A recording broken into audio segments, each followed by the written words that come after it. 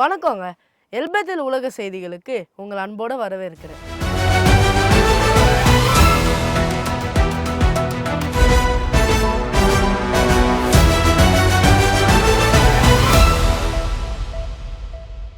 Iran, Israel மற்றும் அமெரிக்காவுக்கு இடையிலான இந்த போர் ரொம்ப தீவிரமாகிட்டு வருது. எப்படின்னா, ரெண்டு நாடுகளுக்கு இடையில ஏவுகணை தாக்குதல்கள் மாறி மாறி நடந்துட்டு இருக்கு. இந்த போர் வளைகுடா பகுதி, அதாவது கல்ஃப் ரீஜன் முழுசும் பரவிட்டு இருக்கு. இது மற்ற நாடுகளுக்கும் பரவுமா? ஈரானுடைய கூட்டணி நாடுகள் இப்ப எங்க இருக்கு? ரஷ்யாவும் சைனாவும் இப்போதைக்கு கொஞ்சம் தள்ளியே இருக்காங்க. இவங்க ரெண்டு பேரும் சேர்ந்து ஐநா பாதுகாப்பு கவுன்சில்ல ஒரு அவசர கூட்டத்துக்கு ஏற்பாடு செஞ்சிருக்காங்க. ஆனா ஈரானுக்கு ஆதரவா ராணுவத்தை அனுப்ப போறதா எந்த நாடும் இது வரைக்கும் சொல்லல. இன்னொரு பக்கம் எனர்ஜி குறைஞ்சிடக்கூடாது அப்படிங்கிறதுக்காக இந்திய நிறுவனங்கள் ரஷ்யா கிட்ட இருந்து எண்ணெய் வாங்கிக்கிறதுக்கு அமெரிக்கா ஒரு 30 நாள் சலுகையை கொடுத்திருக்காங்க. இதுக்கு இடையில அமெரிக்க அதிபர் டொனால்ட் ட்ரம்ப் என்ன சொல்லியிருக்காருன்னா, ஈரான் இப்ப எங்களை கூப்பிட்டு நம்ம எப்படி ஒரு டீலுக்கு வரலாம் அப்படின்னு கேக்குறாங்க. ஆனா நான் சொல்லிட்டேன், நீங்க ரொம்ப லேட்டா வந்திருக்கீங்க, உங்களை விட நாங்க தான் போருக்கு ரொம்ப தயாரா இருக்கோம் அப்படின்ட்டு சொல்லியிருக்காரு. உங்களுக்கு ஒண்ணு தெரியுமா?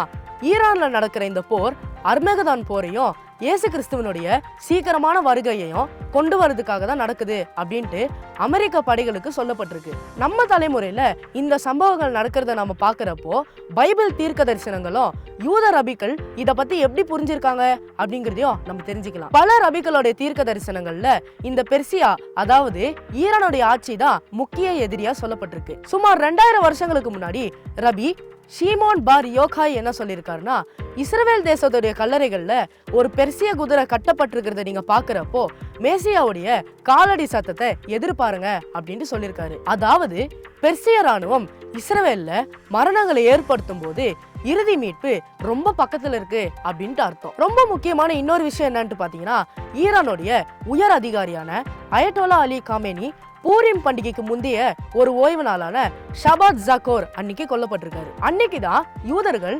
அமலேக்கியர்களுடைய நினைவையே உலகத்துல இருந்து அழிக்கணும் அப்படின்னு சொல்ற தோரா பகுதியை வாசிப்பாங்க. பூரிம் பண்டிகையுடைய முக்கிய எதிரியான ஆமான் அமலேக்கிய ராஜாவான ஆகாகுடைய வம்சத்துல இருந்து வந்தவன். இத உன்னிப்பா கவனிச்சு பாத்தீங்கன்னா, ஆமான் மற்றும் காமேனி ரெண்டு பேருடைய பெயருக்கும் இருக்கிற ஒரு ஒற்றுமைய நம்ம ஈஸியா புரிஞ்சுக்கலாம். ஈரானுடைய அரசாங்கம் இப்போ இஸ்ரவேல்ல இருக்கிற சாதாரண மக்கள் மேலேயும் தாக்குதல் நடத்துறாங்க. முதியவர்கள், இளைஞர்கள், பலவீனமானவர்கள்னு எல்லாரையும் தாக்குன பைபிள்ல வர அமலேக்கியர்களை போலவே இவங்களும் போர் செய்யறாங்க. ஆனா யூதர்கள் என்ன சொல்றாங்கன்னா, மேசியா ராஜாவா வெளிப்படுற அந்த வருஷத்துல உலகத்துல இருக்கிற எல்லா ராஜாக்களும் ஒருத்தரை ஒருத்தர் தாக்கிப்பாங்க.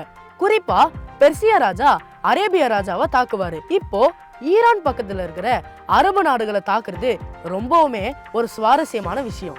ஆனா இந்த போருடைய முதல் நாள்லயே ஒரு பெரிய சோகம் தவிர்க்கப்பட்டுருச்சு. ஒரு ஏவுகணை யூதர்களுடைய வெஸ்டர்ன் வால் மற்றும் டெம்பிள் மவுண்ட் பகுதியில இருந்து ஒரு சில மீட்டர் தூரத்துல விழுந்திருக்கு. இந்த இஸ்லாமிய அரசாங்கம் எருசலேமை குறி வச்சிருக்காங்க. ஒருவேளை டெம்பிள் மவுண்ட் மேலேயே இந்த ஏவுகணை விழுந்திருந்தா யூதர்களுடைய புனித இடத்துல இருக்கிற இஸ்லாமிய கட்டடங்கள் தான் அழிஞ்சிருக்கும். ரபி பென் ஆப்ரஹாம் இத பத்தி எழுதும் போது அவங்க எருசலேமுடைய இதய பகுதியை நோக்கி ஏவுகணைகளை அனுப்புறாங்க. இது எந்த ஒரு ராணுவ தவறும் கிடையாது. உலகத்துடைய மிக முக்கியமான 35 ஏக்கர் நிலத்து மேல வேணும்னு நடத்தின ஒரு தாக்குதல் அப்படின்ட்டு சொல்றாரு. இதோடைய காலத்தை கவனிச்சு பாத்தீங்கன்னா, இது ரமலான் மாதம்.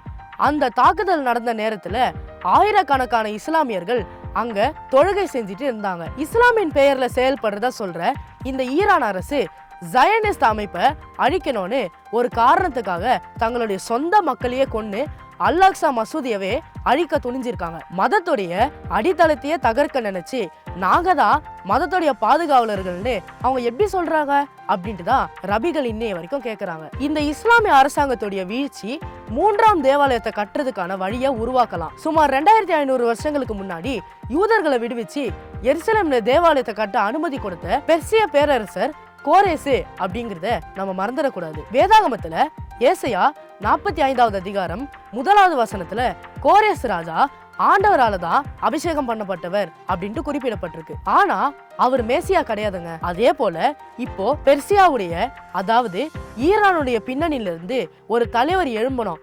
அவர் தான் எருசலேமுடைய 3ஆம் தேவாலயத்தை கட்டுறதுக்கான பாதையை அமைச்சு கொடுப்பார் அப்படின்ட்டு எதிர்பார்க்கப்படுது. அமெரிக்க அதிபர் டொனால்ட் ட்ரம்ப் என்ன சொல்லியிருக்காருன்னா, ஈரானுடைய அடுத்த தலைவரை தேர்ந்தெடுக்கிறதுலயும் வாஷிங்டனுக்கு முக்கிய பங்கு இருக்கணும் அப்படின்னு சொல்லியிருக்காரு. இவ்வளோ ஏங்க, அவர் சொன்னதே நான் சொல்றேன் கேளுங்க. கமேனியோடைய மகன் ஆட்சிக்கு வருத என்னால ஏத்துக்க முடியாது.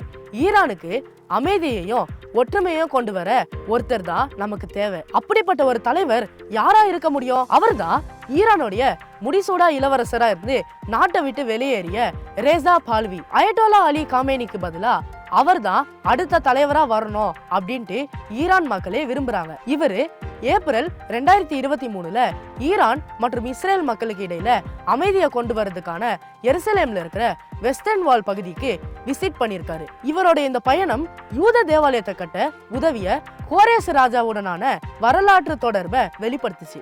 2 நாடுகளுக்கும் இடையிலான இந்த புதிய ராஜதந்திர உறவை கோரேஸ் ஒப்பந்தம் அப்படின்ட்டு சொல்றாங்க. சமீபத்துல நடந்த இன்டர்வியூக்கள்ல இஸ்ரேலுடனான உறவை புதுப்பிக்க இந்த பைபிள் தொடர்பையும் யூத தேவாலயத்தை கட்டுறதுல பெர்சியர்களுடைய பங்கையும் பால்வி அடிக்கடி சொல்லியிருக்காரு. நம்ம ஆபிரகாமின் ஒப்பந்தம், போர்ட் ஆஃப் பீஸ் இதெல்லாம் குறித்து கேள்விப்பட்டிருக்கோம். ஆனா இந்த கோரேஸ் ஒப்பந்தம் தான் இதுக்கெல்லாம் ஒரு மிகப்பெரிய ஆரம்ப புள்ளியா இருக்க போகுது. இத பத்தி இன்னும் தெரிஞ்சுக்கிறதுக்கு தொடர்ந்து இணைந்திருங்க. அது வரைக்கும் உங்ககிட்ட இந்த விடை பெறுது ஜீத் ஜேசன் சாமியல்.